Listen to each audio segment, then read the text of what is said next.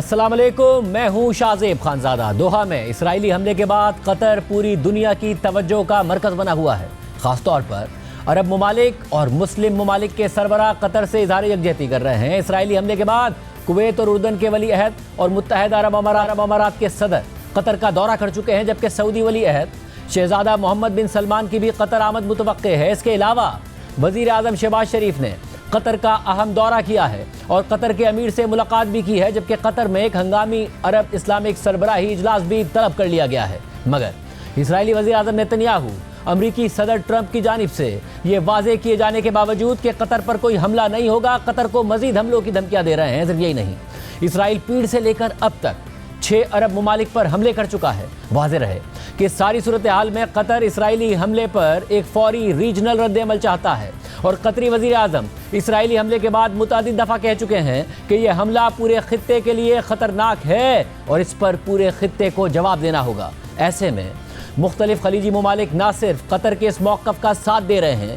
بلکہ اہم خلیجی ممالک کے رہنما قطر کا دورہ بھی کر رہے ہیں۔ کل متحدہ عرب امارات کے صدر شیخ محمد بن زائد ال نہیان نے قطر کا اہم دورہ کیا تھا اور ان کی امیر قطر سے ملاقات ہوئی تھی۔ اس کے علاوہ کویت کے ولی عہد شیخ صبا ال خالد اور اردن کے ولی عہد شہزادہ الحسین بن عبداللہ دوئم نے قطر کا اہم دورہ کیا ہے، جبکہ جلد سعودی ولی عہد شہزادہ محمد بن سلمان بھی قطر کا دورہ کرنے والے ہیں۔ واضح رہے کہ منگل کو دوحہ میں اسرائیلی حملے پر پوری عالمی برادری قطر کے ساتھ نظر آئی اور اسرائیل کے اہم مغربی اتحادی تک اس اقدام کی شدید مذمت کر رہے تھے، اور صدر ٹرمپ نے قطر کو یقین دلایا کہ اب ایسا حملہ دوبارہ نہیں ہوگا۔ مگر کل نیتن یاہو نے ایک بار پھر قطر پر حملے کی دھمکی دے دی اور اس دوران پاکستان میں اسامہ بن لادن کو ٹارگٹ کرنے کی مثال بھی دے دی۔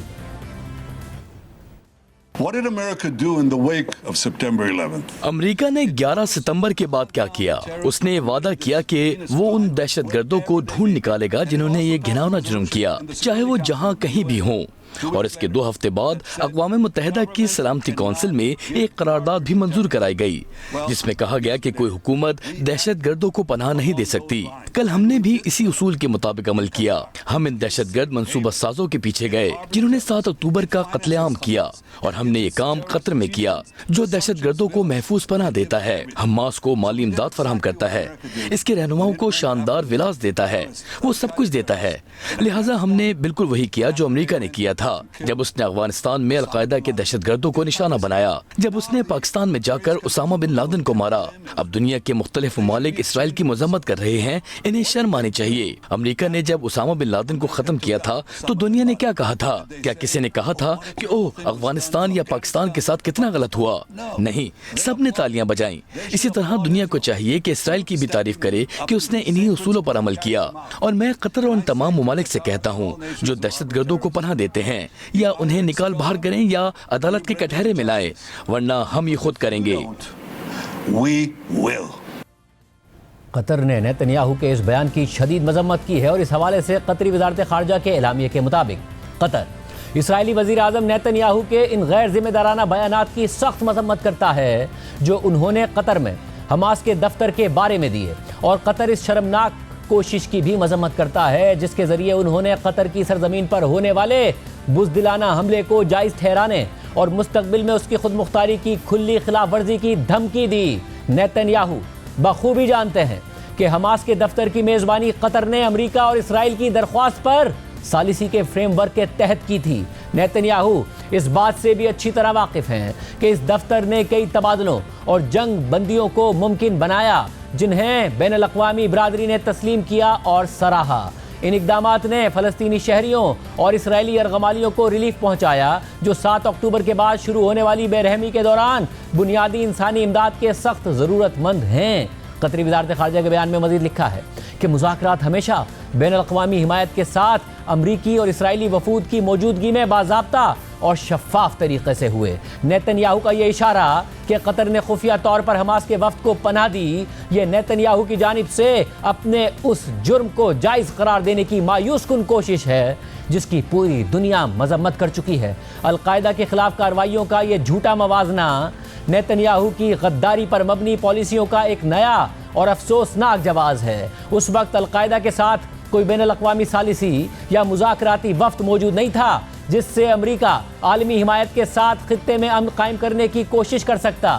ایسے شخص کی جانب سے ایسے بیانات آنا حیران کن نہیں ہے، جو انتخابات جیتنے کے لیے انتہا پسندانہ بیانیے کا سہارا لیتا ہو اور جو عالمی انصاف کے لیے مطلوب ہو، جو روز بروز بڑھتی ہوئی پابندیوں کا سامنا کر رہا ہو، اور یہ سب عوامل اس کی عالمی سطح پر تنہائی کو مزید گہرا کرتے ہیں۔ دوسری جانب قطر کے ساتھ بین الاقوامی یکجہتی اس بات کو واضح کرتی ہے کہ خود مختار ریاستوں کو دی جانے والی ایسی غیر ذمہ دارانہ دھمکیاں دنیا بھر میں یکسر طور پر مسترد کی جاتی ہیں۔ قطر نے بیان میں مزید کہا ہے کہ قطر اپنی ساکھ اور کوششوں کو نقصان پہنچانے کی نیت کے باوجود خطے اور اس سے باہر امن و استحکام قائم کرنے کے لیے ایک قابل اعتماد اور غیر جانبدار بین الاقوامی شراکت دار کے طور پر اپنا کردار جاری رکھے گا اور اپنی خود مختاری اور سرزمین کے دفاع کے لیے تمام ضروری اقدامات کرے گا۔ قطر اپنی حیثیت اور کردار کو کمزور کرنے کی کسی بھی کوشش کا ڈٹ کر مقابلہ کرے گا اور اپنے شراکت داروں کے ساتھ مل کر یہ یقینی بنائے گا کہ نیتنیاہو کو جواب دہ ٹھہرایا جائے اور اس کے غیر ذمہ دارانہ اقدامات کا خاتمہ کیا جائے۔ قطر کا بین الاقوامی قانون اور اقوام متحدہ کے چارٹر سے غیر متزلزل عزم بالکل واضح ہے۔ ہم بین الاقوامی برادری سے اپیل کرتے ہیں کہ وہ نیتنیاہو کی اسلام مخالف اور اشتعال انگیز بیان بازی کو مسترد کرے اور ان پولیٹیکل ڈسٹورشنز کا خاتمہ کرے جو ثالثی کی کوششوں کو نقصان پہنچاتی ہیں اور امن کے قیام کی راہ میں رکاوٹ بنتی ہیں۔ اس ساری صورتحال میں ایک بار پھر امریکی میڈیا یہ رپورٹ کر رہا ہے کہ صدر ٹرمپ نیتنیاہو کے اقدامات پر شدید برہم ہیں اور انہوں نے نیتنیاہو کو ٹیلی فون کر کے اپنی ناراضی کا اظہار بھی کر دیا ہے۔ امریکی جریدے وال اسٹریٹ جرنل نے اس حوالے سے لکھا ہے کہ سینئر امریکی حکام کے مطابق منگل کو صدر ٹرمپ نے اسرائیلی وزیر اعظم نیتنیاہو سے ایک سخت گفتگو کی، جس میں انہوں نے قطر میں حماس کے نمائندوں پر اسرائیلی حملے کے حوالے سے شدید برہمی کا اظہار کیا۔ امریکی حکام کے مطابق ٹرمپ نے نیتنیاہو سے کہا کہ دوحہ میں حماس کی سیاسی قیادت کو نشانہ بنانے کا فیصلہ دانشمندانہ نہیں تھا۔ ٹرمپ اس بات پر خاص طور پر ناراض تھے کہ انہیں اس حملے کے بارے میں براہ راست اسرائیل سے نہیں بلکہ حملہ شروع ہونے کے دوران امریکی فوج سے اطلاع ملی، اور وہ اس بات پر بھی ناراض تھے کہ یہ حملہ ایک ایسے امریکی اتحادی کی سرزمین پر ہوا جو غزہ کی جنگ کے خاتمے کے لیے مذاکرات کی ثالثی کر رہا تھا۔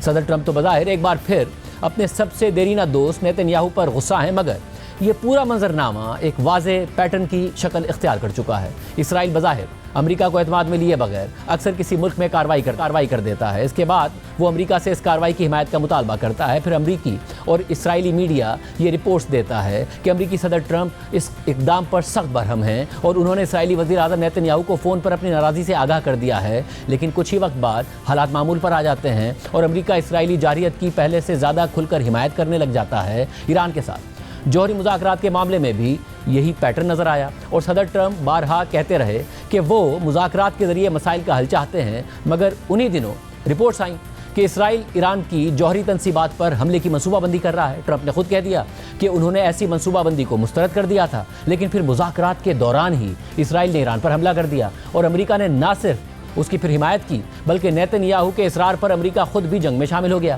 امریکہ نے ایران اور اسرائیل کے درمیان جنگ بندی بھی کروائی، مگر اسرائیل نے پہلے ہی دن اس معاہدے کی خلاف ورزی کر دی اور اس وقت ٹرمپ نے واضح طور پر اسرائیلی اقدامات پر سخت ناراضی کا اظہار کیا، مگر پھر یہ ہوا کہ ٹرمپ نے صرف 6 ماہ کے دوران تیسری بار نیتنیاہو کو وائٹ ہاؤس میں بلایا اور نیتنیاہو نے ٹرمپ کو نوبیل انعام کے لیے نامزدگی کا خط پیش کر دیا۔ اسی طرح گزشتہ سال نومبر میں لبنان پر اسرائیلی حملوں کے بعد امریکہ نے جنگ بندی کروائی تھی، لیکن اسرائیل مسلسل اس کی خلاف ورزی کر رہا ہے۔ صدر ٹرمپ کے خصوصی نمائندے ٹام بیراک نے حزب اللہ کو غیر مسلح کرنے کے لیے ایک امریکی فریم ورک پر بھی لبنانی حکومت سے دستخط کرائے، اسے منظور کرایا اور اسرائیل کی جانب سے حملے نہ ہونے کی ضمانت دی، مگر لبنان میں اسرائیلی کارروائیاں بدستور جاری ہیں۔ شام کے معاملے میں بھی یہی صورتحال نظر آتی ہے۔ ٹرمپ نے مئی میں سعودی عرب میں شام کے عبوری صدر احمد الشرا سے ملاقات کی، ان کی تعریفیں کی اور سعودی ولی عہد محمد بن سلمان کے کہنے پر شام پر سے پابندیاں بھی ختم کر دی۔ ساتھ ہی ٹرمپ انتظامیہ اسرائیل اور شام کے تعلقات کو بھی نارملائز کرنے کی کوششوں میں ہے، لیکن اسرائیل شام میں بھی کارروائیاں جاری رکھے ہوئے ہے۔ اب تازہ ترین معاملہ قطر پر اسرائیلی حملے کا ہے۔ صدر ٹرمپ اس پر بظاہر سخت ناخوش ہیں، یہاں تک کہ انہوں نے کہا کہ قطر پر دوبارہ ایسا حملہ نہیں ہوگا، اور امریکی میڈیا کے مطابق ٹرمپ نیتنیاہو پر برہمی کا اظہار بھی کر چکے ہیں۔ لیکن دوسری طرف اسرائیلی وزیر اعظم نیتنیاہو اب بھی قطر کو مزید حملوں کی کھلی دھمکیاں دے رہے ہیں۔ نہ صرف کھلی دھمکیاں دے رہے ہیں بلکہ وہ خطے بھر میں اپنی کارروائیوں کو مزید وسعت دے رہے ہیں، اور پیڑ سے لے کر اب تک اسرائیل 6 عرب ممالک میں کارروائیاں کر چکا ہے۔ الجزیرہ کے مطابق قطر پر حملہ اسرائیل کے وسیع تر فضائی حملوں کی لہر کا حصہ تھا जो उसकी सरहदों से बाहर तक फैल चुकी है, और ये गुज़िश्ता 72 घंटों में छठे मुल्क पर इस किस्म का हमला था, जबकि रवा साल के आगाज़ से कतर 7वां मुल्क है जिसे इसराइल ने निशाना बनाया है। कतर के अलावा गजा भर में इसराइली हमले मुसलसल जारी हैं, जिसके नतीजे में पीर से लेकर अब तक कम से कम 150 अफराद शहीद हो गए हैं, 540 से ज़ायद जख्मी हो चुके हैं। साथ ही इसराइल गजा सिटी पर अपने हमले जारी रखे हुए है, जहां ऊंची इमारतों को निशाना बनाया जा रहा है, बुनियादी इंफ्रास्ट्रक्चर को तबाह किया जा रहा है और फलस्तीनियों को उनके घरों से बेदखल किया जा रहा है। इसी तरह पीर को इसराइली लड़ाका तैयारों ने मशरिकी लबनान में हमले किए, जिनमें कम से कम 5 अफराद मारे गए, जबकि मंगल को बेरूत के जनूब में तकरीबन 30 किलोमीटर के फासले पर वाक़े एक गांव में एक इसराइली ड्रोन हमले की इतला मिली, जिसमें हिजबुल्लाह का एक रुकन जख्मी हुआ। लबनान में होने वाले ये इसराइली हमले गुज़िश्ता साल नवंबर में होने वाले जंगबंदी मुआहदे की ताज़ा तरीन खिलाफ वर्जी थे, जबकि बरतानवी इदारे Syrian observatory for human rights के मुताबिक पीर की रात को इसराइली लड़ाका तैयारों ने शाम में कई मकामात पर हमले किए, जिनमें हुमस में शामी फ़िज़ाइया का एक अड्डा और लताकिया के करीब एक फ़ौजी बैरक शामिल है। वाज़ेह है कि दिसंबर 2024 में शाम के साबिक सदर बशार अल-असद के इक़्तिदार से हटने के बाद से इसराइल शाम भर में फ़ौजी तनसीबात और बुनियादी इंफ्रास्ट्रक्चर पर सैकड़ों हमले कर चुका है। इसके साथ इसराइल ने मकबूजा गोलान की पहाड़ियों में अपनी मौजूदगी भी बढ़ा दी है और गैर फौजी बफर जोन पर कब्जा कर लिया है, जो 1974 में शाम के साथ तय पाने वाले मुआहदे की खिलाफ वर्जी है। रिपोर्ट में मज़ीद लिखा है कि इसी तरह पीर की रात को एक मुश्तबा इसराइली ड्रोन ने ट्यूनस की बंदरगाह पर खड़े ग्लोबल समूद फ्लोटेला के मरकजी शिप को निशाना बनाया, जिसके नतीजे में शिप में आग भड़क उठी, जबकि मंगल की रात को ट्यूनस में ही इसी तरह का एक और हमला फ्लोटेला के एक और शिप पर हुआ। वाज़ेह रहे कि 2010 से अब तक कई फ्लोटेला गजा की नाकाबंदी तोड़ने की कोशिश कर चुके हैं, लेकिन ज़्यादातर को इसराइल ने बैनुल-अक़वामी पानियों में रोक लिया या निशाना बनाया। इसके अलावा कल इसराइल ने यमन के दारुल हुकूमत सना में हौसियों के ठिकानों को निशाना बनाया गया। यह हमला सना के हवाई अड्डे पर हुआ, जो एक माह में इस मकाम पर दूसरा हमला है, जबकि इससे पहले 28 अगस्त को इसराइल ने सना में एक हुकूमती इजलास को निशाना बनाया था, जिसमें हौसी वज़ीर आज़म अहमद अर-राहवी समेत कई आला हुक्काम मारे गए थे। इस पूरी सूरत हाल पर हिजबुल्लाह के सरबराह नईम कासिम का रद्द-ए-अमल भी सामने आया और उन्होंने कहा कि एक दिन हम ये भी सुन सकते हैं कि इसराइल ने मुत्तहिदा अरब अमारात या सऊदी अरब पर हमला कर दिया है। इसराइल को अपनी तोसी के लिए मुख्तलिफ किस्म के हालात की ज़रूरत होती है। हमें एक दिन ये सुनने को मिल सकता है कि इसराइल ने सऊदी अरब या मुत्तहिदा अरब अमारात पर हमला कर दिया है या किसी और जगह पर, बिल्कुल उसी तरह जैसे वो इस वक्त लिबनान और शाम पर हमले जारी रखे हुए हैं, और मकबूजा फ़लस्तीन में जो हो रहा है उसका तो कोई जिक्र ही नहीं। ऐसे में कतर पर हमले के बाद एक बार फिर इसराइल के ग्रेटर इसराइल मंसूबे पर बात हो रही है। खुद इसराइली वज़ीर आज़म नेतन्याहू भी गुज़िश्ता माह ग्रेटर इसराइल के मुतनाज़ मंसूबे की तशहीर करते नजर आए, जिसके तहत इसराइल के इंतहाई दाएं बाजू के इंतहा पसंद फ़लस्तीन समेत उर्दन, लबनान, शाम, मिस्र, इराक और सऊदी अरब के कुछ हिस्सों को इसराइल का हिस्सा करार देते हैं।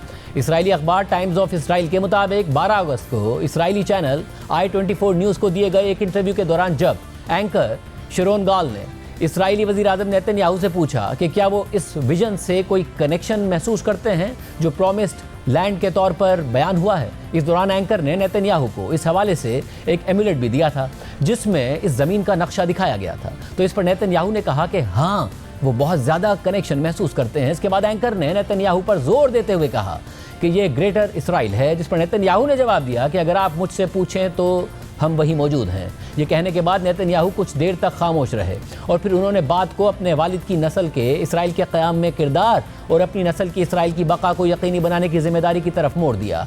टाइम्स ऑफ इसराइल के मुताबिक ग्रेटर इसराइल से मुराद वो इसराइल है जिसकी सरहदें तारीख़ी वाक़यात के मुताबिक फैली हुई हैं। इसके कई मुख्तलिफ तस्वुरात मौजूद हैं, जिनमें से कुछ में मौजूदा उर्दन, लबनान, शाम, मिस्र, इराक और सऊदी अरब के हिस्से भी शामिल हैं। और ग्रेटर इसराइल की ये इस्तिलाह जून 1967 की 6 रोज़ा जंग के बाद मशहूर हुई और इसका मतलब इसराइल और वो इलाके बन गए जिन्हें इसराइल ने उस वक्त फतह किया था, जिनमें मशरिकी यरूशलेम, मगरबी किनारा, गजा पट्टी, सहराए सिना और गोलान की पहाड़ियाँ शामिल हैं। रिपोर्ट में मज़ीद लिखा है कि अब भी इसराइल के कुछ इंतहाई दाएं बाजू के रहनुमा इस ख्याल को अपनाते हैं और कई उन इलाकों को जम करने या उन पर कंट्रोल हासिल करने की ख्वाहिश का इजहार करते हैं। टाइम्स ऑफ इसराइल के मुताबिक नेतन्याहू का इंटरव्यू करने वाले शरन गाल कुछ अरसे के लिए दाएं बाजू से इसराइली पार्लियामेंट के रुकन भी रहे हैं। उन्होंने ये सवाल उस वक्त किया जब उन्होंने नेतन्याहू को एक एमुलेट दिया जिसके बारे में उनका कहना था कि यह वादा की गई ज़मीन का नक्शा है जो स्क्रीन पर नज़र नहीं आया। वाज़ेह रहे कि इस न्यूज़ एंकर ने हाल ही में ऐसे पेंडेंट्स बेचना शुरू कर दिए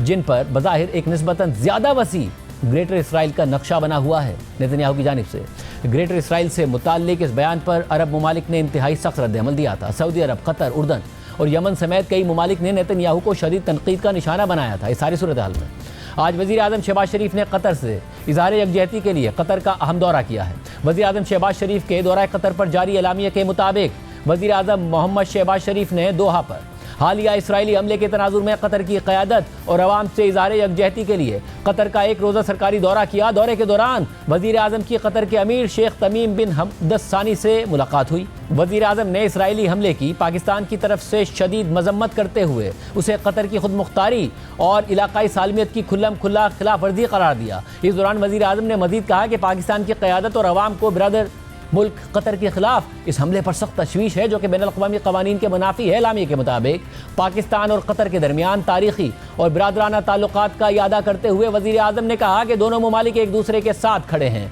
और भाईचारे के इस जज्बे के तहत पाकिस्तान इस मुश्किल वक्त में अमीर कतर, शाही ख़ानदान और कतर के अवाम के साथ कंधे से कंधा मिलाकर खड़ा है। वज़ीर आज़म शहबाज शरीफ ने कतरी क़यादत को इस बिला जवाज़ इश्तियाल अंगेज़ी के खिलाफ पाकिस्तान की मुकम्मल यकजहती और हिमायत का यकीन दिलाया। वज़ीर आज़म ने इस बात पर भी जोर दिया कि मशरिक़ वस्ता में इसराइल की ढिठाई से जारी जारहियत को रोकना होगा और उम्मत को इसराइली इश्तियाल अंगेजियों के मुकाबले में अपनी सफ़ों में इत्तिहाद की ज़रूरत है। इलामे में मज़ीद लिखा है कि वज़ीर आज़म शहबाज शरीफ ने गज़ा में क़याम अमन की कोशिशों में कतर के ज़िम्मेदाराना और तामीरी सालिसी के किरदार को सराहा और इस बात पर जोर दिया कि इसराइली जारहियत की ऐसी कार्रवाइयों का मकसद वाज़ेह तौर पर इलाकाई इस्तेहकाम को नुकसान पहुँचाना और जारी सिफारती कोशिशों को ख़तरा है। वज़ीर आज़म ने मज़ीद कहा कि कतर की दरख्वास्त पर पाकिस्तान ने मशरिक़ वस्ता की हालिया पेशरफ्त पर बात करने के लिए अक़वाम मुत्तहिदा की सलामती काउंसिल का हंगामी इजलास बुलाने की दरख्वास्त की। साथ ही उन्होंने 15 सितंबर को गैर मामूली अरब इस्लामी सरबराही इजलास की मेज़बानी के कतर के फैसले का भी खैर मकदम किया और कहा कि पाकिस्तान ने OIC को इस सरबराही इजलास के शरीक स्पॉन्सर और शरीक के इनेकाद के लिए अपनी रजामंदी का इजहार किया है। एलामे के मुताबिक वज़ीर आज़म शहबाज शरीफ ने रवा साल के आगाज़ में भारत की पाकिस्तान पर बिला जवाज़ जारहियत के दौरान पाकिस्तान के लिए कतर की भरपूर हिमायत पर अमीर कतर का शुक्रिया भी अदा किया। कतर के अमीर ने इज़हार यकजहती के लिए दोहा का दौरा करने पर वज़ीर आज़म शहबाज शरीफ का शुक्रिया अदा किया। दोनों रहनुमाओं ने इलाकाई अमन को फ़रोग़ देने, बैनुल-अक़वामी कानून की पासदारी और फ़लस्तीनी अवाम के जायज़ हुकूक़ की हिमायत में करीबी हम आहंगी बरकरार रखने पर इत्तफ़ाक़ किया। इस दौरे में दोनों रहनुमाओं ने पाकिस्तान और कतर के दरमियान गहरे बिरादराना ताल्लुकात और ख़ित्ते में अमन और इस्तेहकाम के लिए मुश्तरका अज़म का इयादा किया।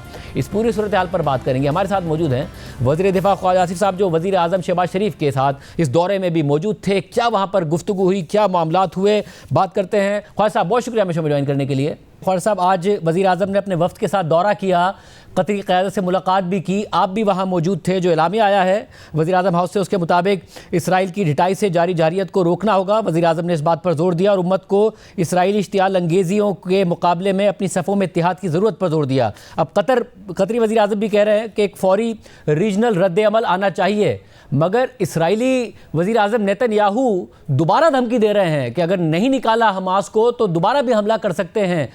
क्या तय पाया, क्या बात हुई वहाँ?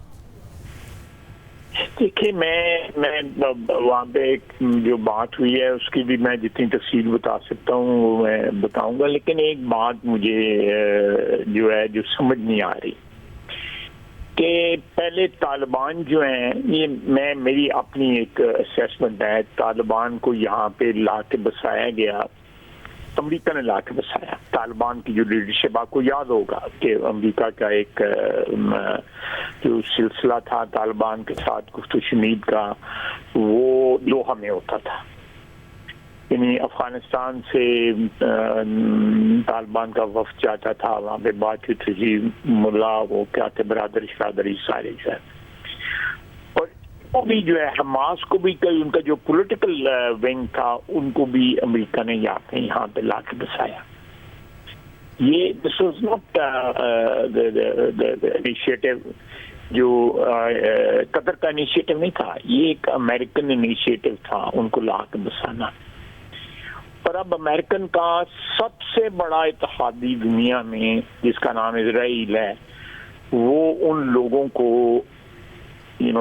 शहीद करके, उनके दफातर पे अटैक करके, उनकी रेजिडेंसीज को अटैक करके एक डिलिबरेट एफर्ट हो रहा है कि किसी किस्म के हम जो पॉसिबिलिटी है उनको कंप्लीटली एक्सटिंग्विश कर दिया जाए, उसको जो है ना ख़त्म कर दिया जाए, और तबाही कंप्लीट जो है डिस्ट्रक्शन करके उसके बाद जो है इजराइल की जो है शराइत के ऊपर जो है कोई इसका एक आउटकम निकाला जाए जो वो चाहते हैं। तो अब ये चीज अंडरस्टैंडिंग जो है मेरा इंप्रेशन है कि अरब ममालिक को भी ये अंडरस्टैंडिंग हो रही है कि ये इजराइल अव्वल और आखिर तरजीह जो है अमेरिका की वो इजराइल है। ये सिलसिला 2002-2003 से चला, एक के बाद दूसरी के बाद तीसरी, चौथी, पांचवी, छठी रियासत जो है वो फॉल होती रही इजराइल की फरमाइश के ऊपर जो है। और अब सिंपली आप देखें कि पिछले 2-3 महीनों में 5-6 ममालिक जो है उन पे अटैक हो चुका है, अरब ममालिक पे। ईरान का भी अटैक हुआ, यमन पे अटैक हुआ, कतर पे अटैक हुआ, इसी तरह लेबनान पे अटैक हुआ, मैं गिनते जाएं आपके सामने, शाम पे अटैक हुआ। तो ये सिलसिला जो है ना ये मुस्लिम उम्मा को सॉर्ट आउट करना पड़ेगा।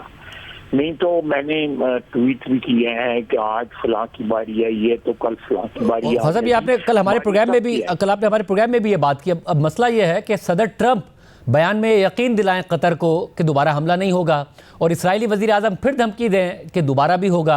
और एक पैटर्न सा है कि अमरीकी अखबारों में और इस्राएली अखबारों में आता है कि जी ट्रंप बड़े नाराज़ हुए हैं नेतन्याहू से, मगर नेतन्याहू फिर रिपीट कर देते हैं।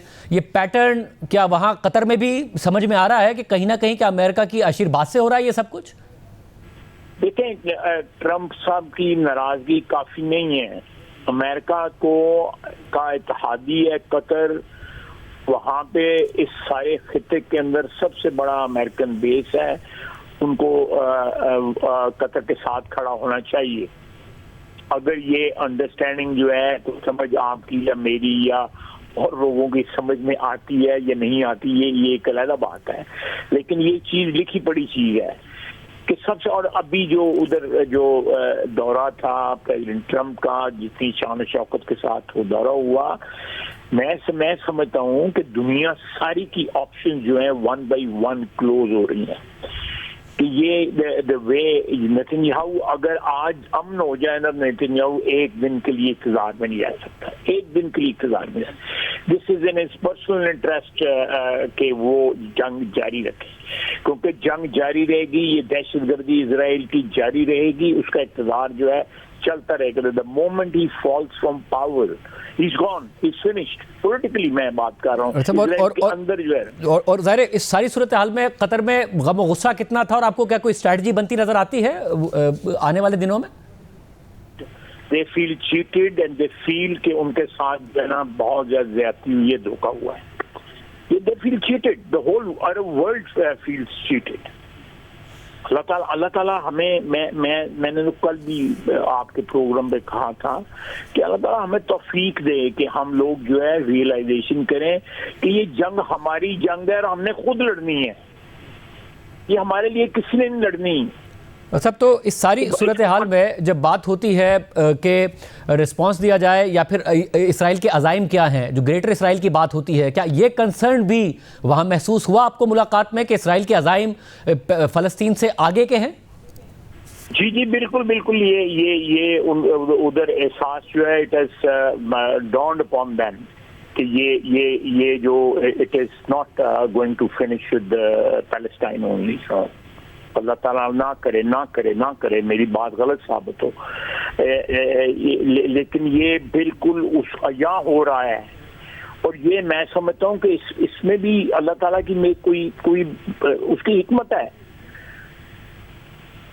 तो वो हमें अंडरस्टैंड कराने की कोशिश कर रहे हैं। हम अंडरस्टैंड करें कि वो क्या कन्वे, क्या फितरत जो है या कुदरत जो है या अल्लाह ताला की ज़ात हमें क्या कन्वे कर रही है, मुसलमानों को क्या कन्वे कर रही है। हम गुनाहगार लोग हैं, हम उसके खताकार हैं, हमें क्या कन्वे कर रही है। और हमें बिल्कुल पढ़ना चाहिए, मसलतों का शिकार नहीं होना चाहिए। अल्लाह ताला मदद के लिए जरूर आएगा, मैंने कल भी कहा जरूर आएगा, उसकी बात माने, صاحب اور کیا کوئی ایک فوری ریجنل رد عمل کی جب بات کرتے ہیں قطر کے وزیر اعظم، تو کیا آنے والے دنوں میں اس کی توقع ہے کہ تمام عرب ممالک ایک متفقہ کوئی رد عمل دیں اس حوالے سے؟ انہوں نے اتوار کو جو ہے مان لی ہے، بلا لی ہے انہوں نے یہ فارن منسٹرز کی جو ہے کانفرنس۔ سوموار کو جو ہے وہ سمٹ ہے، سارے مسلم ممالک کے وہاں پہ جو لیڈرز ہیں، صدر ہیں یا وزیر اعظم جو بھی ہے وہاں پہ اکٹھے ہو رہے ہیں، سمٹ ہے۔ اب یہ سمٹ کے اوپر بہت ساری چیزیں ہنج کرتی ہیں، اور وہ یہ ہے کہ وہاں پہ سے کوئی فیصلہ کن جو ہے ایک ریزالو سامنے آنا چاہیے۔ کوئی یہ نہیں ہونا چاہیے، وہ عربی میں کہتے ہیں شف نہیں ہونا چاہیے، یہ وہاں پہ ایک ریزالو آنا چاہیے، ایک اسٹرانگ ورڈڈ وہاں سے ایک جو ہے الٹیمیٹم جانا چاہیے سب کو۔ دنیا ساتھ کھڑی ہے آپ کے کاز کے ساتھ، میں آپ کو بالکل 100% مجھے یقین ہے دنیا آپ کے کاز کے ساتھ کھڑی ہے۔ دن بدن جو ہے اس کی جو ریچ جو ہے وہ سکڑ رہی ہے، اس کی اسرائیل کی with in America, with in Europe تو جو ہے وہ تو آلموسٹ جو ہے وہ ایلینیٹ ہو گیا ہے۔ یو کے ابھی ہے، وہ بھی وقت کے ساتھ ہو جائے گا، لیکن یہ they were holding the West as hostage for many decades, maybe a couple of centuries. اور وہ ریلیز ہو رہا ہے ان کے ہاتھ سے۔ It will take time but not many years اور 2 years اور 3 years، تو فاسٹ فارورڈ ہو رہی ہیں ہر چیزیں جو ہیں، but decisions should come from within, ہمارے اندر سے یہ جو ہے ایک فیصلہ کن کردار ہمارا سامنے آنا چاہیے۔ اور مجھے امید ہے کہ سوموار کو جو ہے مجھے جو وہاں پہ نظر آیا ہے، جو ان کی گفتگو سے نظر آیا ہے، جو دوسرے لوگ وہاں پہ پہنچ رہے ہیں، جو انہوں نے کنوے کیا ہے۔ ہم جب داخل ہو رہے تھے تو وزیر خارجہ نکل رہے تھے وہاں سے ایجپٹ کے، لیکن ایک ذہن میں ایک بات ضرور رکھنی چاہیے، میں آپ کو بھی کہوں گا، میں اپنے آپ کو بھی کہوں گا کہ ہم سب کے جو ہے امریکہ کے ساتھ کچھ تعلقات ہیں، ان میں کچھ سٹیکس ہیں، لیکن اس موقع کے اوپر جو ہے ٹھیک ہے ایک ڈپلومیٹک نارمز ایک ہوتے ہیں، ان کو کنسیڈر ضرور کرنا چاہیے، لیکن یہ ultimately it is become an existential situation of issue اور اے تھریٹ، جس کو اس کے ساتھ وے کرنا چاہیے اس کو۔ بہت شکریہ۔ پروگرام میں آگے بڑھتے ہیں۔ امریکی صدر ٹرمپ کے بہت بڑے حامی، انتہائی دائیں بازو کے خیالات اور قدامت پسند نظریات کے حامل 31 سالہ نوجوان امریکی ایکٹیوسٹ چارلی کرک کو کل ایک فائرنگ کے واقعے میں قتل کر دیا گیا ہے۔ عوامی مقامات میں حساس موضوعات پر کھلے عام ڈیبیٹ کرتے ہوئے انتہائی متنازع پوزیشنز لینے والے چارلی کرک صرف 31 سال کی عمر میں ہی امریکی صدر ٹرمپ کے اتنے قریب تھے کہ انہوں نے خود چارلی کرک کی موت کا اعلان کیا اور اتوار تک امریکہ بھر میں امریکی پرچم سرنگوں رکھنے کا حکم دیا۔ چارلی کرک صدر ٹرمپ کی الیکشن کیمپین اور ماگا یعنی میک امریکہ گریٹ اگین کا حصہ تھے اور امریکہ فرسٹ کیمپین کا چہرہ سمجھے جاتے تھے، جبکہ گن وائلنس، ابارشن، ٹرانسجینڈرز، نسل پرستی، غزہ میں اسرائیلی نسل کشی، اسلاموفوبیا اور امیگریشن کے حوالے سے وہ انتہائی سخت اور متنازع رائے رکھتے تھے، یہاں تک کہ گن وائلنس کو جسٹیفائی کرتے ہوئے وہ اسے ڈرائیونگ کے دوران ایکسیڈنٹ کی طرح قرار دیتے تھے اور اپنے انہی نظریات کو امریکی معاشرے میں پھیلانے کے لیے سوشل میڈیا اور ڈیبیٹس کا سہارا لیتے تھے۔ مگر چارلی کرک کے قتل نے امریکہ کے اندر بڑھتی ہوئی ایکسٹریم پولرائزیشن جو تیزی سے خطرناک حدوں کو چھو رہی ہے اس کو مزید واضح کر دیا ہے اور لیفٹ اور رائٹ کی لڑائی خونی شکل اختیار کر گئی ہے۔ رائٹ ونگ یعنی دائیں بازو سے تعلق رکھنے والے سخت گیر ٹرمپ کے سپورٹرز چارلی کرک کے قتل پر اشتعال انگیز پوزیشنز لے رہے ہیں۔ حالانکہ ابھی تک چارلی کرک کا قاتل پکڑا نہیں گیا اور نہ ہی اس کی شناخت ہوئی ہے، مگر وہ بائیں بازو پر تنقید کرتے ہوئے چارلی کرک کے نظریات کا پرچار کر رہے ہیں، انتقام لینے کا مطالبہ کر رہے ہیں اور اسے دائیں بازو کی آواز کو خاموش کرانے کی کوشش قرار دے رہے ہیں۔ اور امریکہ میں سیاسی تقسیم اس حد تک بڑھ گئی ہے کہ لیفٹ ونگ یعنی بائیں بازو سے تعلق رکھنے والے اکثر امریکی چارلی کرک کے قتل کے بعد بھی یہ کہہ رہے ہیں کہ یہ سب کچھ خود چارلی کرک کا اپنا کیا دھرا ہے، وہ معاشرے میں جس نفرت کو پروان چڑھا رہے تھے خود اسی کا نشانہ بن گئے۔ 31 سالہ چارلی کرک کو کل اس وقت نشانہ بنایا گیا جب وہ یوٹا یونیورسٹی میں ایک ڈیبیٹ کا حصہ تھے اور طلباء سے بات چیت کر رہے تھے۔ امریکی اور بین الاقوامی میڈیا کے ذریعے سامنے آنے والی تفصیلات اور ویڈیوز کے مطابق کل انہوں نے امریکن کم بیک ٹور کے نام سے یوٹا یونیورسٹی سے ایک سپیکنگ ٹور شروع کیا تھا اور آنے والے دنوں میں انہیں کم از کم 15 یونیورسٹیز میں جانا تھا۔ وہ فائرنگ سے پہلے اپنی پروو می رانگ مباحثے کی ٹیبل پر بیٹھے ہوئے تھے اور رپورٹس کے مطابق تقریباً 20 منٹ سے لوگوں کے سوالات کے جوابات دے رہے تھے، اور فائرنگ سے چند لمحے پہلے وہ میس شوٹنگ اور ٹرانسجنڈر افراد کے موضوع پر بحث کر رہے تھے۔ چارلی کرک سے سوال کیا گیا کہ کیا آپ جانتے ہیں کہ پچھلے 10 سالوں میں کتنے ٹرانسجنڈر امریکی میس شوٹرز رہے ہیں؟ تو چارلی کرک نے جواب دیا کہ بہت زیادہ، اور حاضرین نے تالیاں بجا دی۔ اس کے بعد ان سے سوال ہوا کہ کیا آپ کو معلوم ہے کہ پچھلے 10 سالوں میں امریکہ میں کتنے میس شوٹرز رہے ہیں؟ تو چارلی کرک نے جواب دیا کہ گینگ وائلنس کو شامل کروں یا نہیں، اور چند لمحوں بعد دیکھا گیا کہ چارلی کرک کو گولی لگتی ہے اور ان کی گردن سے بہت زیادہ خون تیزی سے بہتا ہے اور وہ کرسی سے گر جاتے ہیں۔ میڈیا رپورٹس کے مطابق چارلی کرک کے گلے پر گولی لگی تھی۔ کچھ دیر کے لیے انہوں نے اپنا گلا تھامنے کی کوشش کی مگر وہ سنبھل نہیں پائے اور کرسی سے گر گئے۔ خبروں کے مطابق اس حملے کے دوران چارلی کرک کی اہلیہ اور فیملی کے دیگر افراد بھی وہیں موجود تھے۔ چارلی کرک کو فوری طور پر اسپتال منتقل کیا گیا۔ کچھ دیر بعد امریکی صدر ٹرمپ نے سوشل پر پوسٹ کرتے ہوئے چارلی کرک کے لیے دعاؤں کی اپیل کی اور لکھا کہ ہم سب کو چارلی کرک کے لیے دعا کرنی چاہیے جنہیں گولی لگی ہے۔ وہ ہر لحاظ سے ایک بہترین انسان ہے، گاڈ بلیس ہم۔ اور کچھ دیر بعد صدر ٹرمپ نے ہی اعلان کیا کہ چارلی کرک دنیا میں نہیں رہے۔ ٹرمپ نے ٹروتھ سوشل پر لکھا کہ گریٹ بلکہ لیجنڈری چارلی کرک مر گئے ہیں۔ امریکہ کے نوجوانوں کو چارلی کرک سے بہتر کوئی بھی نہیں سمجھ سکا اور ان کا دل نہیں جیت سکا۔ ان سے سب محبت کرتے تھے، ان کی تعریف کرتے تھے، خاص طور پر میں، اور اب وہ ہمارے درمیان نہیں رہے۔ ٹرمپ نے آخر میں لکھا کہ چارلی ہم آپ سے محبت کرتے ہیں۔ پھر ایک اور پوسٹ میں صدر ٹرمپ نے مزید لکھا کہ چارلی کرک جو ایک سچے اور عظیم امریکی محب وطن تھے، میں حکم دیتا ہوں کہ پورے امریکہ میں تمام قومی پرچم اتوار کی شام 6 بجے تک سر نگو رہیں گے۔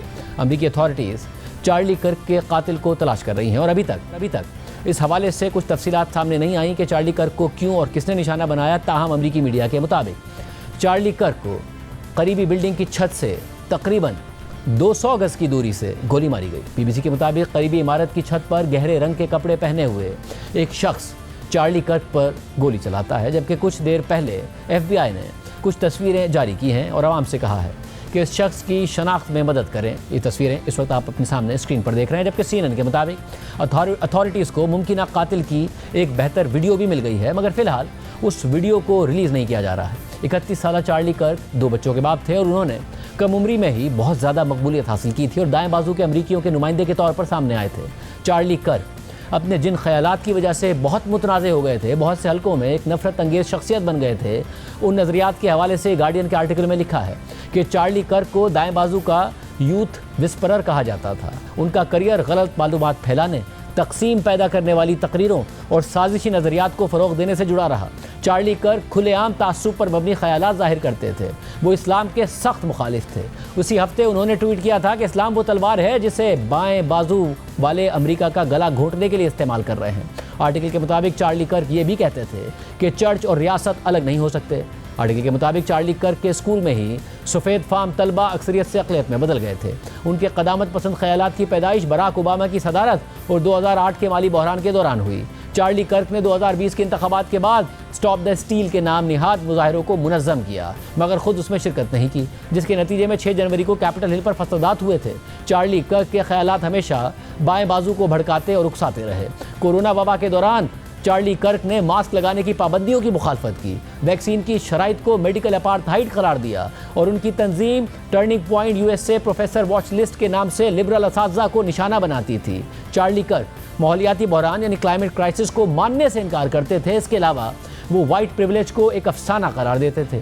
چارلی کرک 1964 کے قانون جس کے تحت سیاہ فام افراد کو برابری کے حقوق دیے گئے تھے، اس قانون کو بڑی غلطی قرار دیتے رہے اور مارٹن لوتھر کنگ پر اوور ریٹڈ کہہ کر تنقید بھی کرتے رہے۔ اور اب چارلی کرک کے قتل کے بعد بھی خود امریکہ میں ہی ان پر تنقید ہو رہی ہے۔ ان کے انتہائی متنازع نظریات اور خیالات کے حوالے سے انہی کے کلپس شیئر کیے جا رہے ہیں۔ وہ غزہ میں اسرائیلی جارحیت کی حمایت کرتے تھے، یہاں تک کہ ایک ڈیبیٹ کے دوران جب ان سے غزہ میں اسرائیل کی جانب سے بچوں کے قتل کے حوالے سے سوال کیا گیا تو وہ اسرائیل کا دفاع کرتے نظر آئے۔ What point does somebody become a Palestinian? when he was born in Palestine or if his parents are Palestinians? Again, this is why we're talking past each other. What you trying to say? I don't think the place exists. Contending what Israel is doing is bad.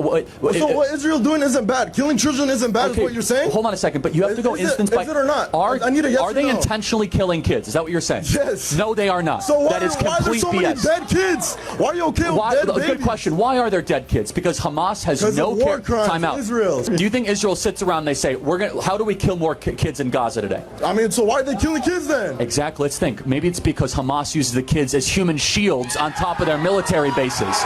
Maybe that's why. इसके अलावा हाल ही में गजा के कुछ शहरियों की Sweden जाने की video पर चार्ली कर्क ने तबसरा किया कि गजा से एक भी शख्स को अमेरिका आने की इजाज़त नहीं दी जानी चाहिए। खुद इसराइली वज़ीर आज़म नेतन्याहू ने चार्ली कर्क के कत्ल पर बयान जारी करते हुए चार्ली कर्क को इसराइल का बड़ा हिमायती करार दिया। साथ ही चार्ली कर्क शदीद इस्लामोफोबिया का भी शिकार थे और इस्लाम को अमेरिकी मुआशरे के लिए खतरा करार देते थे। The question is macro Islam compatible with Western values? Macro. Of course it's not. Britain is at the forefront of this. You have the Marxists that have infiltrated your government and the Islamists that are coming to your country. And when they combine together, they both agree on one thing. They have huge disagreements on a lot. They hate the West and they want to see it broken. इसी तरह ज़ोहरान ममदानी जब New York के mayor बनने के लिए campaign कर रहे थे, उनकी मकबूलियत बढ़ रही थी, तो चार्ली कर्क ने पोस्ट किया कि न्यूयॉर्क सिटी मुमकिन तौर पर एक मुस्लिम सोशलिस्ट को मेयर मुंतखब करने वाला है। ये तेज़ी से हमारे मुल्क के सबसे बड़े ख़तरात में से एक बनता जा रहा है, तवज्जो दें। मगर चार्ली कर्क के कत्ल को ज़ोहरान ममदानी ने होलनाक और गन वायलेंस का एक और निशाना करार दिया। I do want to take a moment to address the horrific political assassination. Charlie Kirk is dead, yet another victim of gun violence in a nation where what should be a rarity has turned into a plague. It cannot be a question of political agreement or alignment that allows us to mourn. It must be the shared notion of humanity that binds us all. इसी तरह Charlie कर्क Siya form अफराद के हवाले से सख्त नस्ल परस्त और नफरत अंगेज नजरियात रखते थे और खुलकर इसका इजहार भी करते थे। 80% of blacks do not have a stable father around. It is the most predictable way to end up in prison, end up as a or a criminal. It's not a racism problem. It's not a white supremacy problem. I'm sorry. If I see a black pilot, I'm going to be like, boy, I hope he's qualified. If I'm dealing with somebody in customer service who's a moronic black woman, I wonder, is she there because of her excellence, or is she there because of affirmative action? There is nothing that is preventing black people from prospering. Nothing. The only thing is that you guys have been hypnotized to be victims of your own mind, to think as if there's a white person out to get you. इसके अलावा America में ये एक पेचीदा बहस है कि आम लोगों के पास गन रखने की इजाज़त होनी चाहिए या नहीं। अमेरिकी कानून में अभी इजाज़त मौजूद है कि अपनी हिफाजत के लिए लोग गन्स रख सकते हैं, मगर ये एतराज़ उठता रहा है कि गन्स की आसानी से दस्तयाबी और इजाज़त से वायलेंस बढ़ रहा है, मैस शूटिंग के वाक़यात बढ़ रहे हैं, इसलिए इस कानून को ख़त्म कर देना चाहिए। मगर चार्ली कर्क ना सिर्फ गन रखने की हिमायत करते थे बल्कि गन वायलेंस का भी जवाब देते थे। I think it's worth to have a cost, unfortunately, some gun deaths every single year, so that we can have the Second Amendment to protect our other God-given rights. That is a prudent deal. It is rational. जबकि सदर Trump और दाएं बाजू के उनके इत्तेहादी और supporters Charlie कर्क के नज़रियात का दिफा कर रहे हैं, साथ ही बाएं बाजू पर इल्ज़ामात लगा रहे हैं कि चार्ली कर्क के कत्ल के बाद अमेरिकी सदर ट्रंप ने चार्ली कर्क के ख्यालात का दिफा करते हुए कहा कि सालों से बाएं बाजू के इंतहा पसंद चार्ली कर्क जैसे अमेरिकियों को नाजी, मास मर्डरर्स और मुजरिमों से तशबीह देते आए हैं और इस तरह का बयानिया इस दहशतगर्दी का बराह रास्त जिम्मेदार है। For years, those on the radical left have compared wonderful Americans like Charlie to Nazis and the world's worst mass murderers and criminals. This kind of rhetoric is directly responsible for the terrorism that we're seeing in our country today, and it must stop right now. इस वक्त America में सियासी violence बढ़ता जा रहा है और कोई नहीं है जो सियासी दर्जा हरारत नीचे लाए। सदर ट्रंप खुद सियासी तकसीम में हिस्सा डाल रहे हैं। अमेरिकी न्यूज़ चैनल MSNBC में तज्जिए के मुताबिक चार्ली कर्क का कत्ल अमेरिका में हालिया सियासी हमलों में खतरनाक इजाफा है। साल के शुरू में रियासत मिनेसोटा के रुकने असेंबली को उनके घर में कत्ल कर दिया गया, जबकि मिनेसोटा के ही एक और रुकने असेंबली और उनकी बीवी कातिलाना हमले में जिंदा बच गए। अमेरिका ने ऐसे हालात 50 और 60 की दहाई में देखे थे कि जब सियासी वायलेंस अमेरिकी अवाम की ज़िंदगी के लिए एक मुसीबत बन गया था, कि जब सिविल राइट्स एक्टिविस्ट मेडगर एवर्स को अपने ही ड्राइवे में कत्ल कर दिया गया, मार्टिन लूथर किंग जूनियर को मोटेल की बैल्कनी में कत्ल कर दिया गया और रॉबर्ट एफ कैनेडी को उस वक्त कत्ल कर दिया गया कि जब वो सदारती इलेक्शन की कैंपेन कर रहे थे। और अब उन दहाइयों जैसे असरात आज भी नजर आ रहे हैं। रियासत पेंसिल्वेनिया के गवर्नर जॉर्ज शपीरो के घर को सियासी मुखालफत के बाइस आग लगा दी गई। टेक्सास के एक रुकने असेंबली को बॉम्ब से उड़ाने की धमकी दी गई। डोनाल्ड ट्रंप पेंसिल्वेनिया में एक कातलाना हमले में बाल बाल बच गए और अब चार्ली कर्क को तलबा से बात करते हुए कत्ल कर दिया गया है। जो हम देख रहे हैं वो महज चंद वाकयात नहीं है, बल्कि सियासी वायलेंस में एक ऐसा इजाफा है जो तमाम सियासी जमातों, नजरियात और कम्युनिटीज़ में फैल रहा है। जबकि CNN के लिए एक तज्जिए के मुताबिक अमेरिका में सियासी वायलेंस अब आम हो चुका है। हम किसी एक या दूसरे हमले या कत्ल की बात कर सकते हैं, मगर ये अब राइट लेफ्ट सबके साथ हो रहा है और समझदार लोगों को पता है कि अमेरिका में क्या हो रहा है। उन्हें पता है कि डेटा क्या आदाद शुमार दिखा रहा है और अब एक खौफ ये है कि चार्ली कर्क के कत्ल के बाद अमेरिका में सियासी वायलेंस और कत्ल गारत मजीद बदतर हो जाएगा। तज्जिए के मुताबिक अमेरिकी अवाम तारीखी तौर पर तकसीम ही रहे हैं और अमेरिका के क़याम से ही सियासी वायलेंस भी रहा है। सिविल वॉर में तो 5 लाख अमरीकियों की जान चली गई थी, मगर चार्ली कर्क की मौत ये जाहिर करती है कि कैसे सोशल मीडिया अब एक ऐसी जगह बन चुका है कि जहाँ लोग बगैर नताइज की परवाह किए अपने बुनियाद पर सियासी ख्यालात का खुलकर इजहार करते हैं। क्या चार्ली कर्क का कत्ल अमेरिका में वायलेंस का एक नया सिलसिला शुरू करेगा? इस बात का इन्हिसार इस बात पर है कि ट्रंप और उनके मागा सपोर्टर्स क्या रद्द-ए-अमल देंगे। ट्रंप अवाम के जज्बात को ठंडा करने वाले शख्स के तौर पर नहीं जाने जाते। वो खुद भी इंतहा पसंदाना सियासी ख्यालात का इजहार करते रहे हैं। गुज़िश्ता हफ्ते ही उन्होंने एक सोशल मीडिया मीम को शेयर किया था जिसमें दिखाया गया था कि ट्रंप जराइम पर क्रैकडाउन के लिए वफाकी फ़ौज के ज़रिए शिकागो में कार्रवाई कर सकते हैं। जबकि 2020 में इलेक्शन हारने के बाद 6 जनवरी 2021 को सदर ट्रंप बदतरीन सियासी वायलेंस पैदा करने का बाइस बने थे कि जब उनके सपोर्टर्स ने कैपिटल हिल पर हमला कर दिया था ताकि बाइडेन के जीतने के बाद सदारती इलेक्शन के नताइज को बदला जा सके।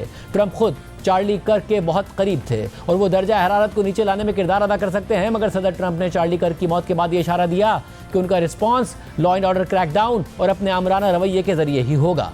सदर ट्रंप ने कहा कि मेरी इंतजामिया हर उस शख्स को ढूंढ निकालेगी जिन्होंने इस कत्ल और दीगर सियासी वायलेंस में किरदार अदा किया है, उन ऑर्गेनाइजेशंस को भी जो उन्हें फंड और सपोर्ट करती हैं और उन लोगों को भी जो हमारे जजेस, कानून नाफिज करने वाले इदारों और हर उस शख्स के खिलाफ कार्रवाई करते हैं जो अमेरिका में अमन लाना चाहते हैं। CNN के मुताबिक ट्रंप ने खास तौर पर सिर्फ उस सियासी वायलेंस का जिक्र किया जो रिपब्लिकन्स के खिलाफ हो रहा है। इसलिए चार्ली कर्क के कत्ल के बाद पुरउम्मीद होना बहुत मुश्किल नजर आता है। प्रोग्राम में एक ब्रेक शामिल करते हैं और आम खबर आपके सामने रखें।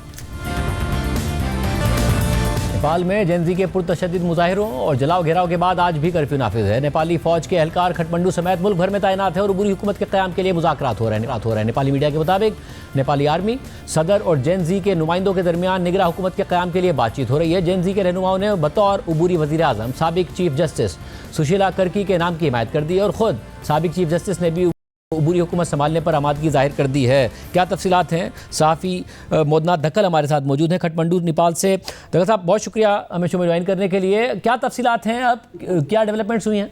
बातचीतें चल रही है, जेनजी अपनी तरफ से लगे हुए हैं बातें करने में और आर्मी के साथ उनका डिस्कशन भी जारी है अभी तक। क्या जेनजी नए इलेक्शन का मुतालबा कर रहा है? नहीं, वो अभी इलेक्शन तो पहले ये जो ट्रांजिशन गवर्नमेंट है उसके लिए वो बात चल रही है। तो सुशीला कार्की का नाम वो उभर के सामने आया है अभी पहले नंबर पे। तो फिर अगर उनके नाम पे कंफर्मेशन हुआ तो कल तक मेरे ख्याल से आर्मी उसका अनाउंस कर देगी। और इसके अलावा इस वक्त भी कर्फ्यू नाफिज है, कोई एहतजाज नहीं हो रहा? जी, कर्फ्यू नाफिज है, लेकिन आज से थोड़ा सा लूज किया है। जैसे सुबह में और शाम को लूज किया है। कल के लिए भी ये 2 घंटा दिया था, अभी आज उन्होंने ये लूज टाइम जो आप मूव कर सकते थे तो उसको बढ़ा के 4 घंटे कर दिए, सुबह 4 घंटे और शाम को भी दिए। और आज से बैंक और इंश्योरेंस कंपनीज बाकी भी खुले हुए हैं 4 घंटे के लिए। 10 बजे से 2 बजे तक के लिए बैंक और इंश्योरेंस कंपनी को खोलने की अनुमति दी गई है। और इस वक्त पूरी तरह सूरत हाल फौज ही के कंट्रोल में है, सब काम वही देख रहे हैं सारे इंतजाम? जी, अभी ये रात के टाइम शाम के 7 बजे के बाद कर्फ्यू है, तो किसी को भी मूव करने की, बाहर निकलने की इजाज़त नहीं है, एक्सेप्ट जैसे सहाफ़ियों को और डॉक्टर को। ये कुछ हैं जो इमरजेंसी सर्विस वाले, एम्बुलेंस जैसे, पानी जैसे थोड़े ही लोगों को बाहर निकलने की परमिशन है इस वक्त। बहुत शुक्रिया मोहनाथ धक्कल बता रहे थे। प्रोग्राम में आगे बढ़ते हैं। मुल्क भर में सैलाब और बारिशों से तबाही मची हुई है। जनूबी पंजाब में मुल्तान, मुजफ्फरगढ़, भावलपुर, بھاول نگر، لیاقت پور اور رحیم یار خان کی انتہائی خطرناک صورتحال ہے۔ ملتان کی تحصیل جلال پور پیروالا کے 90% دیہی علاقے سیلاب میں ڈوب گئے ہیں۔ جلال پور شہر کو بچانے کے لیے وہ شریف روڈ پر شگاف ڈالنے کے باوجود عارضی بند پر پانی کا دباؤ برقرار ہے۔ اس وقت کیا صورتحال ہے جلال پور پیروالا میں؟ عمران چودھری ہمارے ساتھ موجود ہیں۔ عمران چودھری، بہت شکریہ، بتائیے گا کیا تفصیلات ہیں؟ جی بالکل، اس وقت جو ہے وہ جو شگاف ڈالا گیا تھا اس کو تقریباً 24 گھنٹے ہو گئے ہیں، لیکن ابھی تک پانی کا جو ہے وہ دباؤ کم نہیں ہو رہا ہے۔ اس کا دباؤ کم نہ ہونے کی جو ہے وہ میں آپ کو ریزن بتاؤں۔ میں اس وقت قائد ملت جو ہے وہ چوک پہ کھڑا ہوں اور یہاں سے 15 کلومیٹر پیچھے جو ہے وہ دریائے چناب، 15 کلومیٹر کا جو علاقہ ہے یہ سارا بیٹ کا ایریا اور اس کے بعد دریائے چناب ہے، اور پھر اس سے آگے تقریباً 15-20 کلومیٹر کے فاصلے کے اوپر ہیڈ پنجند آ جاتا ہے۔ ہمیں یہ بتایا گیا ہے آبی ماہرین کی جانب سے کہ ہیڈ پنجند کی چند سال پہلے ری ڈیزائننگ کروائی گئی تھی۔ اس کی جو کیپیسٹی تھی وہ 2800 فٹ چوڑا تھا، اس کو 3800 فٹ کیا گیا، اس کے گیٹس بڑھائے گئے، لیکن اس کے آگے 90 فٹ کے اوپر ایک بڑی کنکریٹ کی دیوار بنائی گئی تھی۔ پانی کا بہاؤ اب اس کنکریٹ کی دیوار کو جب لگتا ہے تو پانی بیک مارتا ہے۔ یہی بڑی وجہ ہے کہ جلال پور پیروالا میں تمام تر کوششوں کے باوجود پانی کی سطح جو ہے وہ کم نہیں ہو رہی، اور یہ ایک ٹیکنیکل فالٹ تھا اور ہے جو ہمیں بتایا گیا ہے، اور اسی فالٹ کی وجہ سے پانی کے بیک مارنے کی وجہ سے جلال پور کی یہ صورتحال ہے، اور اس کے ساتھ اس کی دوسری طرف جو ہے وہ مظفر گڑھ کی تحصیل علی پور ہے، اس کی بھی جو ہے وہ یہی صورتحال ہے کہ پانی بیک ہونے کی وجہ سے واپس نہیں جا رہا۔ ملتان میں پانی ڈاؤن ہونا شروع ہو گیا، لیکن یہاں پہ توقع یہ کی جا رہی ہے کہ آنے والے 24 گھنٹے کے بعد شاید پانی جو ہے وہ کم ہونا شروع ہو جائے۔ اس وقت اگر میں آپ کو ریلیف کی بات بتاؤں تو اس وقت سب سے زیادہ جو لوگوں کی اس وقت ضرورت ہے، نہ ان کو کھانے کی ضرورت ہے، نہ ٹینٹ کی ضرورت ہے، اس وقت ضرورت ہے ان کو جان بچانے کی۔ اور اس وقت پہلے ہم آپ کے پروگرام کے توسط سے یہ بتاتے تھے کہ انتظامیہ یہاں پہ موجود ہے لیکن ان کے پاس وسائل نہیں ہے، لیکن اب پنجاب گورنمنٹ کی طرف سے وسائل مل گئے ہیں، لیکن انتظامیہ کی کوئی منصوبہ بندی نظر نہیں آ رہی۔ پورے ملک سے مخیر حضرات کشتیاں لے کر آئے ہیں، خرید کر لے کر آئے ہیں۔ اس کے علاوہ مختلف جو سماجی تنظیمیں ہیں وہ بوٹس لے کے آئے، لیکن ان کو یہاں پہ ڈائمنشنز اس علاقے کی نہیں پتہ، وہ یہاں پر گائیڈ کی ضرورت ہے۔ وہ جب آ کے یا انتظامیہ سے پوچھتے ہیں کہ ہم نے کس بستی میں جانا ہے تو ادھر انتظامیہ کا کوئی پیپر ورک نہیں ہے۔ ہمیں یہ بتایا گیا ہے کہ ریسکیو حکام کی جانب سے ریسکیو کے اندر ایک چھوٹے افسر نے ایک بڑے افسر کو یہ سجیشن آج سے 8 روز پہلے دی تھی، جب یہاں پہ صورتحال خوفناک ہو رہی تھی، کہ ہمیں یہاں پر ایک سروے کر لینا چاہیے تاکہ ہمارے پاس پورا ایک روڈ میپ ہو کہ کون کون سی بستیاں ڈوبی ہوئی ہیں اور وہاں پہ کتنی آبادی ہے، تاکہ ہم اسی حساب سے یہاں پہ لوگوں کو نکال سکیں۔ اب کشتیاں آ گئی ہیں، لیکن جب کال آتی ہے ریسکیو 1122 کو تو آگے سے یہ کہا جاتا ہے کہ جی آپ کسی آدمی کو بھیجیں۔ وہ آدمی کو اس لیے کہتے ہیں کہ یہاں پہ جو موٹر چلانے والے ہیں موٹر بوٹس کو، وہ زیادہ تر اپر پنجاب کے ریسکیورز ہیں۔ جو ملتان کے ریسکیورز ہیں، یہ منصوبہ بندی کا یہ حال ہے کہ وہ ابھی تک ملتان میں جہاں سے فلڈ اب ختم ہو گیا ان کی ابھی تک وہیں پر تعیناتی کی گئی ہیں۔ تو بہت شکریہ تفصیلات بتا رہے تھے۔ آج کے پروگرام میں اتنا ہی، دیجیے اللہ حافظ۔